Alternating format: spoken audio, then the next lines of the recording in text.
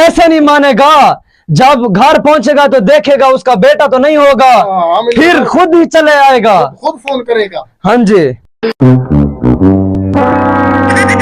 Okay okay, साजन आ गया, जल्दी से जा उसको लेके आ। कोई होशियारी मत करने देना, जल्दी से लेके आ। होशियारी मत करना। मेरा बेटा, सामान चेक कर, सामान चेक कर, इसको मैं देखता हूँ, सामान चेक कर। मेरे बेटे को होशियारी मत करना। ओके ओके, हम लोग जा रहे हैं, कोई होशियारी की तो गर्दन उड़ा के रख दूंगा। चला जल्दी से आ।